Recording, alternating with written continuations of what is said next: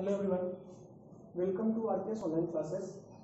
आज हम doubt session करेंगे चैप्टर 1 का chemical equation and chemical reaction का, जो मेरे पास आया है। ठीक है, तो शुरू करते हुए सबसे पहला क्वेश्चन मेरा ये था, ये वाला जो है CuSO4 प्लस NaOH, इस दोनों का जब रिएक्शन कराएंगे तो क्या बनता है? तो ये बनता है Na2SO4 प्लस CuOH2।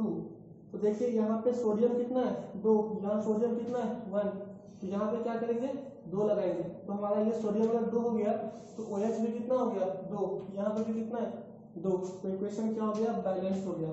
यहाँ पे एक बात याद रखेंगे कि जब कभी भी कोई भी फॉर्मूला दिया हुआ है तो उसमें सबसे पहले ये ढूंढेंगे कि माइनस कौन सा है प्लस कौन सा है।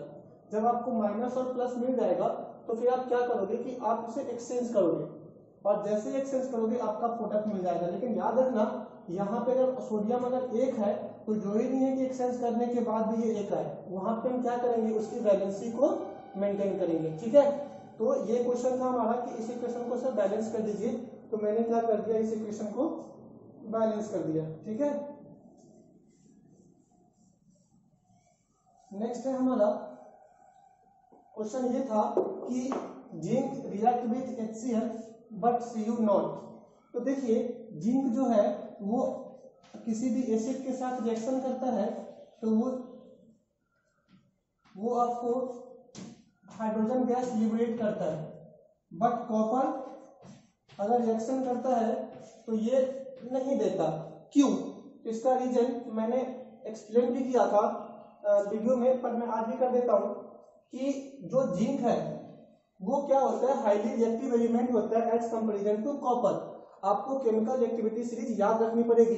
जिस केमिकल एक्टिविटी सीरीज में आप देखोगे sodium potassium sodium calcium magnesium सोन और हाइड्रोजन आता है, उसके नीचे फिर क्या आता है कॉपर गोल्ड सिल्वर और प्लेटिनम। तो मेरा कहने का मतलब है कि आप देखिए कि हाइड्रोजन के ऊपर आता है आयरन। तो आयरन क्या करता है, मैंने कहा था कि केमिकल एक्टिविटी सीरीज में जो अपर एलिमेंट्स हैं वो लोअर एलिमेंट को क्या कर सकते हैं डिस्प्लेस कर सकते हैं। इसका मतलब पोटेशियम जो है वो किसी भी एलिमेंट को डिस्प्लेस कर सकता है इन chemical activity series, but sodium जो है वो पोटेशियम को डिस्प्लेस नहीं कर पाएगा, because potassium is less reactive than sodium is less reactive than potassium। कैसे? देखिए आप लोग को क्लास 9th में चैप्टर 4 में मैंने सिखाया था कि कैसे हम लोग उसका सेल इलेक्ट्रॉनिक सेल रिप्रेजेंटेशन करते हैं। तो सोडियम का एटॉमिक नंबर होता है 11, तो इसे हम लिखेंगे तो 281, और आपका जो ये होता है पोटेशियम उसका होता है 19 2881। तो आप देखिए यहाँ पे नंबर ऑफ सेल कितना 3, यहाँ पे नंबर ऑफ सेल कितना 4। तो जितना ज्यादा नंबर ऑफ सेल होगा मतलब वहां से इलेक्ट्रॉन को लूज कराने की टेंडेंसी उतनी ही क्या होगी ज्यादा होगी। इसी कारण से पोटेशियम जो है वो ज्यादा रिएक्टिव होता है एज कंपैरिजन टू सोडियम। उसी तरीके से जिंक जो है वो हमारा रिएक्टिविटी सीरीज में ऊपर आता है हाइड्रोजन से, इसीलिए जिंक जो है वो हाइड्रोजन के साथ रिएक्शन करके NaCl2 बनाता है, बट कॉपर जो है वो HCl के साथ नहीं कर पाता, बिकॉज कॉपर के पास उतनी रिएक्टिविटी नहीं होती कि वो हाइड्रोजन को क्या कर दे डिस्प्लेस कर दे। ठीक है, तो ये भी आपका क्वेश्चन हो गया। ठीक है, नेक्स्ट क्वेश्चन है हमारा जो दो है, एक आइडेंटिफाई स्टेट्स और H2 is not written as. तो ये मेरा जो जिस वीडियो में आपने क्वेश्चन पूछा उससे प्रीवियस वाले वीडियो में मैं इस दोनों का आंसर दे रखा हूं, वो भी मेरा डाउट सेशन वीडियो ही था, तो आप लोग उस वीडियो से कंसल्ट करेंगे, आपको इस दोनों का आंसर मिल जाएगा। नेक्स्ट हमारा है ये क्वेश्चन नंबर 2। यहाँ पे कह रहा कि Na जो है वो O2 के साथ रिएक्शन करता है तो Na2 बनता है। तो हमें बताना है कि इस रिएक्शन में ऑक्सीडेशन किसका हो रहा है, रिएक्शन किसका हो रहा है। तो मैंने कहा था आपको कि ऑक्सीडेशन में क्या होता है लॉस ऑफ इलेक्ट्रॉन होता है। ठीक है, लॉस ऑफ इलेक्ट्रॉन, और रिडक्शन में क्या होता है गेन ऑफ इलेक्ट्रॉन। आप इसे ऐसे भी याद रख सकते हो OIL और RIL oxidation in loss of electron, reduction in gain of electron. ठीक है, तो इस तरीके से याद रख सकते हो। तो यहाँ पे अगर आप देखोगे तो और याद रखना कि किसी भी आइसोलेटेड एटम का जो आपका ऑक्सीडेशन स्टेट होता है वो क्या होता है, जीरो। तो सोडियम की भी जीरो, ऑक्सीजन की भी क्या, जीरो। यहाँ पे सोडियम का देखोगे तो यहाँ पे सोडियम की जो ऑक्सीडेशन स्टेट होगी वो क्या होगी, 1, और इस ऑक्सीजन की ऑक्सीडेशन स्टेट क्या होगी, -2। तो ये सोडियम इस जीरो से कितना कहां चला गया, +1 पे, और ये ऑक्सीजन जीरो से कहां चला गया, -2 पे। तो जीरो से +1 मतलब लॉस ऑफ इलेक्ट्रॉन, और लॉस ऑफ इलेक्ट्रॉन मतलब क्या कहेंगे, ऑक्सीडेशन। जीरो से -2 पे, तो इसका मतलब गेन ऑफ इलेक्ट्रॉन, तो गेन ऑफ इलेक्ट्रॉन मतलब रिडक्शन। ऐसे आप कह सकते हो। तो अभी आपके दिमाग में क्वेश्चन आया होगा, सर ऑक्सीडेशन स्टेट तो आपने बताया ही नहीं। ऑक्सीडेशन स्टेट आप लोग अभी नहीं पढ़ना, पर मैं थोड़ा सा इसके बारे में कहता हूँ। ऑक्सीडेशन स्टेट होता है कि मतलब कितना ज्यादा सेपरेशन ऑफ चार्ज होता है किसी भी दो एटम के बीच में। जब आप बॉन्ड फॉर्मेशन करते हो तो मैंने कहा था कि कोई भी जो एलिमेंट होता है या कोई भी जो एटम होता है वो अपनी स्टेबिलिटी गेन करने की कोशिश करता है।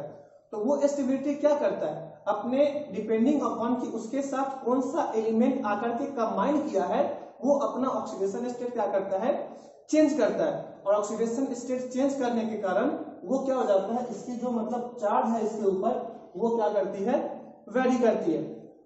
जैसे कि आपको अगर मैं एक एग्जांपल बताऊं तो सपोज कीजिए कि हमारे पास MnO4 MnO2 Mn2+। देखिए यहाँ पे मैग्नीशियम का, चाहे MnCl2 लिखिए इसे, यहाँ पे मैग्नीशियम की ऑक्सीडेशन स्टेट है Mn4-1, इसकी है +7, इसकी है +4, इसकी है +2। तो देखिए मैग्नीज अपना ऑक्सीडेशन स्टेट क्या कर रहा, चेंज कर रहा ना, डिपेंडिंग अपॉन कि उसके साथ लिगेंड जो है या उसके साथ जो एलिमेंट जो जुड़े हुए हैं वो कैसा जुड़ा हुआ, उसके हिसाब से इसकी ऑक्सीडेशन स्टेट क्या हो रही है, चेंज हो रही है। तो ऑक्सीडेशन स्टेट होता है कि जब कभी भी कोई भी बॉन्ड आकर के जुड़ेगा किसी भी मेटल के साथ, तो उसकी जो मतलब चार्ज है, ओवरऑल एटम पे चार्ज है वो कितना है, ये हम पता करते हैं किससे, ऑक्सीडेशन स्टेट से। और ऑक्सीडेशन स्टेट को हमेशा हम किसमें लिखते हैं, चार्ज से लिखते हैं। तो यहाँ पे तो आप मुझे कहोगे सर तो ऑक्सीडेशन स्टेट और वैलेंसी में फिर क्या अंतर है, क्योंकि वैलेंसी भी तो वही होता है कि हम कोई भी एटम कितना ज्यादा इलेक्ट्रॉन ले सकता है या दे सकता है, उसे हम क्या करते हैं, वैलेंसी से डिफाइन करते हैं, combining capacity of an element. तो फिर ऑक्सीडेशन स्टेट और वैलेंसी में क्या अंतर है, ये क्वेश्चन मैं आप पे छोड़ता हूं। आप इस क्वेश्चन का आंसर मुझे कमेंट बॉक्स में करेंगे, अगर नहीं कर पाए तो मैं इसका आंसर नेक्स्ट वीडियो में आपको दूंगा विद एग्जांपल्स। तो ये क्वेश्चन मेरा ये रहा कि what is the difference between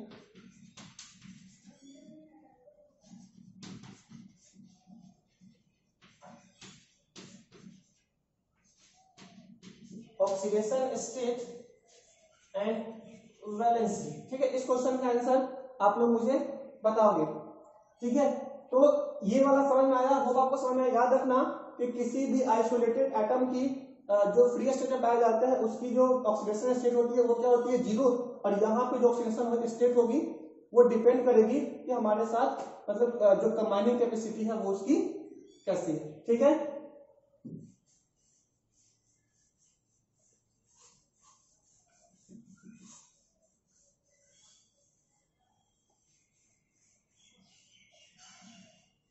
next हमारा क्वेश्चन था हाँ कि सर एक एग्जांपल बताइए रेडॉक्स का डिकम्पोजिशन का। तो देखो हमारे पास H2O2, इसे हम क्या कहते हैं, हाइड्रोजन पेरोक्साइड। इस हाइड्रोजन पेरोक्साइड को अगर आप डिकम्पोज करते हो तो ये बनता है H2O+O2। ठीक है, और एक बात और याद रखना, जो हमारा गेन ऑफ इलेक्ट्रॉन और लॉस ऑफ इलेक्ट्रॉन है किसी भी रिएक्शंस में, वो हमेशा रिएक्टेंट साइड और प्रोडक्ट साइड हमेशा क्या होंगे, बराबर होंगे। इस चीज का ध्यान रखना कि मतलब sum of electron of reactant side is equals to sum of reactant and product side is equals to 0। ठीक है, ये हो गया। यहाँ पे देखिए इस H2O2 में यहाँ पे इसकी +1, इसकी क्या है -1, इस हाइड्रोजन की +1, इस हाइड्रोजन की -2 और इसकी क्या हो गई 0 हो गई। तो अब ये कहोगे सर ये कैसे हुआ, तो याद रखिएगा ये जो कंपाउंड बना है ये बना है X+ से और OX से, मतलब ये माइनस है, ये दोनों आपस में क्या किए कंबाइन किए हैं और ये क्या बन गया है H2O2 बन गया। ठीक है, इस तरीके से इसका क्या हुआ है रिएक्शन हुआ। यहाँ पे ऑक्सीजन की मतलब जो ये है वो ऑक्सीडेशन स्टेट वो क्या है आपकी -1 है। तो यहाँ पे देखिए तो ये +1 से +1 इसका तो कोई चेंज नहीं हुआ है, तो इसको हम मेंशन नहीं करेंगे। ऑक्सीजन देखिए ऑक्सीजन यहाँ पे -1 से -2 गया है, मतलब गेन ऑफ इलेक्ट्रॉन किया, और ये -1 से 0 गया है, मतलब लॉस ऑफ इलेक्ट्रॉन किया है। तो ये लॉस ऑफ इलेक्ट्रॉन मतलब ऑक्सीडेशन, ये वाला गेन ऑफ इलेक्ट्रॉन मतलब रिडक्शन। जो चेंज नहीं करेगा उसको आप नहीं लोगे। ठीक है, जो एटम इलेक्ट्रॉन अपना चेंज नहीं कर रहा उसको आप मेंशन नहीं करोगे। ठीक है, तो इस चीज को ध्यान रखोगे। तो ये देखिए यहाँ पे H2O2 का डिकम्पोजिशन हुआ है ना H2O + O2 में, तो इसे हम क्या कहेंगे डिकम्पोजिशन रिएक्शन ये कहेंगे। और यहाँ पे गेन और लॉस ऑफ इलेक्ट्रॉन हो रहा है, तो इसे हम क्या कहेंगे आपको क्या कहते हैं, जो इसे हम रिडॉक्स रिएक्शन भी कहेंगे। इसी तरह का ये इसी तरह का क्वेश्चन है ये भी, स्ट्रॉन्ग हीटिंग ऑफ FeSO4। तो याद रखिएगा कि FeSO4 भी एक तरह का रिडॉक्स रिएक्शन है और डिकम्पोजिशन रिएक्शन है। यहाँ पे क्या होता है FeSO4 को अगर आप डिकम्पोज करोगे डिपेंडिंग अपॉन कि ये FeSO4 हमारा हाइड्रेटेड है या एनहाइड्रस है। अगर एनहाइड्रस और हाइड्रेटेड का मतलब होता है कि जो भी सॉल्ट, अगर आप क्योंकि कोई भी सॉल्ट कैसे बनता है एक्वस मीडियम बनता है ना, कि जब एसिड और बेस को रिएक्शन कराते हैं न्यूट्रलाइजेशन रिएक्शन, तो अगर कोई भी सॉल्ट जो फॉर्म होता है वो होता है एक्वस सॉल्ट, और उस एक्वस सॉल्ट को हम क्या करते हैं वाटर ऑफ हाइड्राइजेशन करते हैं, हाइब्रिडाइजेशन करते हैं। तो वाटर ऑफ हाइड्रेशन क्या होता है कि जब किसी भी मॉलिक्यूल से वाटर को रिमूव करने में कितनी ज्यादा एनर्जी लगती है उसे हम कहते हैं वाटर ऑफ क्रिस्टलाइजेशन। ठीक है, क्या कहते हैं वाटर ऑफ क्रिस्टलाइजेशन। तो याद रखिएगा कि अगर ये और जो भी चीज एनहाइड्रस है मतलब अमाउंट ऑफ वाटर क्या होगा 0, मतलब उसमें अमाउंट ऑफ वाटर बिल्कुल नहीं होगा। और जो हमारा ये क्या कहते हैं जो अगर उसमें अगर वाटर है तो उसे हम क्या कहेंगे हाइड्रेटेड। तो अगर FeSO4 हाइड्रेटेड है तो पहले FeSO4 और डॉट H2O जो होगा वो ब्रेक डाउन होगा FeSO4 और H2O में।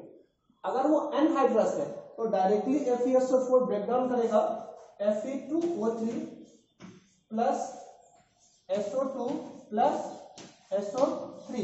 तो देखिए यहाँ पे FeSO4 ये क्या था सॉलिड, ये क्या बन गया सॉलिड, और ये क्या बन गया गैस, और ये क्या बन गया गैस। अब कहोगे सर इसमें रिडॉक्स कैसे होगा, तो याद रखिए यहाँ पे Fe की वैलेंसी है +2 और यहाँ पे Fe की वैलेंसी है +3, मतलब यहाँ पे क्या हुआ है लॉस ऑफ इलेक्ट्रॉन हुआ है ना।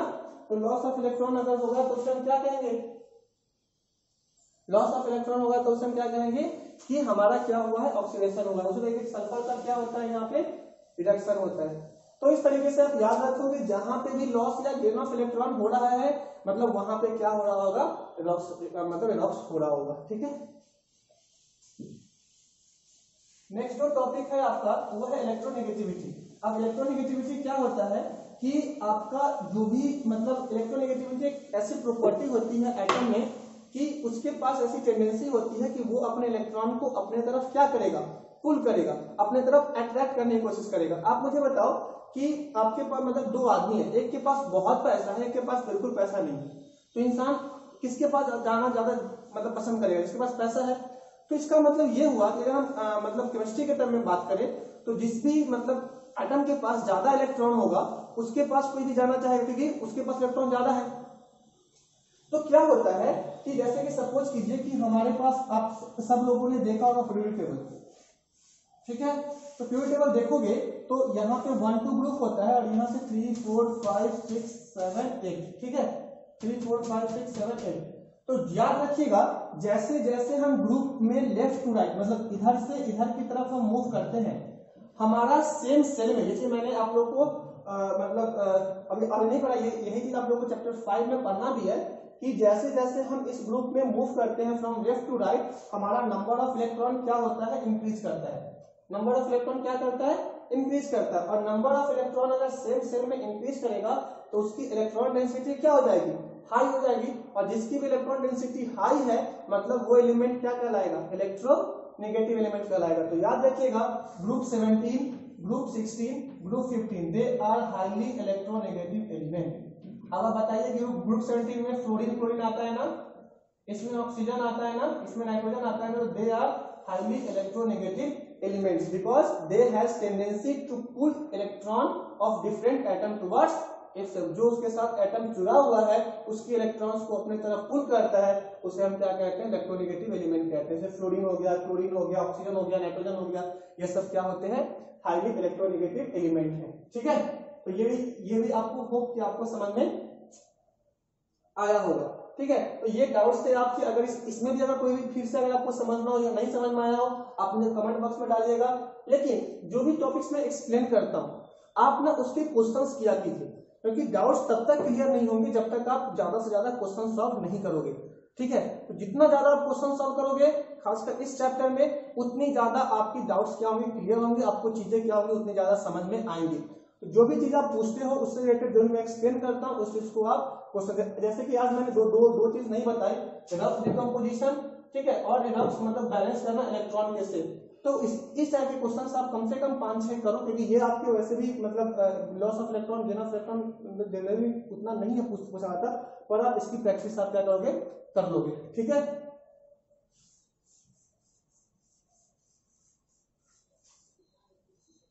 एक दो क्वेश्चन मैं करा देता हूं, उसके बाद फिर हम लोग इस वीडियो को कंप्लीट करेंगे। जैसे कि सपोज कीजिए कि जो भी क्वेश्चंस आपके पास आते हैं किसी भी टाइप के, आप क्या करोगे, पहला कि सबसे पहले केमिकल जो आपका चैप्टर है, सबसे पहले किसी भी न्यूमेरिकल्स जो आपके व्हाट हैपेंड टाइप में आते हैं उसका सबसे पहले आप लिखोगे केमिकल रिएक्शन लिखोगे। ठीक है, केमिकल रिएक्शन लिखने के बाद नंबर 2 में क्या करोगे, उस इक्वेशन को बैलेंस करोगे। ठीक है, बैलेंस करने के बाद नंबर 3 में उस इक्वेशन का स्टेट मेंशन करोगे। ठीक है, और उसके बाद तो ये 3 चीज करोगे तभी जाके आपका क्या क्वेश्चन कंप्लीट होगा। ठीक है, जैसे कि सपोज कीजिए मेरा क्वेश्चन है what happened when hydrogen react with sulphur. अगर हाइड्रोजन सल्फर के साथ रिएक्शन करता है तो क्या बनेगा, तो ये आपका स्टेटमेंट है, इस स्टेटमेंट को सपोज कीजिए सॉल्व करना है। तो हाइड्रोजन तो H2, सल्फर H सॉलिड, ये गैस, और ये क्या देता है हाइड्रोजन सल्फाइड H2S, ये क्या है गैस। तो मेरा कहने का मतलब है ये जो इक्वेशन आपने सॉल्व किया, ठीक है, तो ये इक्वेशन जब आपने सॉल्व किया तो इस इक्वेशन को सॉल्व करने समय आपने सबसे पहले क्या लिखा, केमिकल रिएक्शन लिखा, फिर इसको बैलेंस किया, फिर आपने स्टेट मेंशन किया, फिर आपने क्या किया कि ये तीनों चीज आपने यहाँ पे मेंशन की। तो मेरा कहने का मतलब है कोई भी चीज अगर आप लिखते हो, जैसे मैंने कहा कि इसी इक्वेशन को कि when sulphur react with oxygen, तो ये क्या देगा सल्फर डाइऑक्साइड। तो यहाँ पे देखिए सल्फर ये क्या कहलाएगा सॉलिड, ये क्या कहलाएगा गैस, ये क्या कहलाएगा गैस। तो यहाँ पे देखिए characteristics of chemical reaction change किया ना, तो characteristics of chemical reaction change करने का मतलब क्या होता है कि ये केमिकल रिएक्शन हुआ है। ठीक है, तो होप आपको ये सारी चीजें समझ में आएंगी, ये डाउट्स आपके क्लियर हो गए होंगे। और भी कोई डाउट्स होगा तो आप मुझे कमेंट बॉक्स में भेजना, मैं आपके डाउट्स क्लियर करूंगा। हाँ, एक चीज और किसी ने कमेंट किया था कि सर एनसीईआरटी से क्वेश्चंस में डाउट है, जो भी है आप पेज नंबर एनसीईआरटी का और आपको क्वेश्चन नंबर सेंड कर देना, मैं उसे सॉल्व कर दूंगा। ठीक है, चलो थैंक यू, एंजॉय।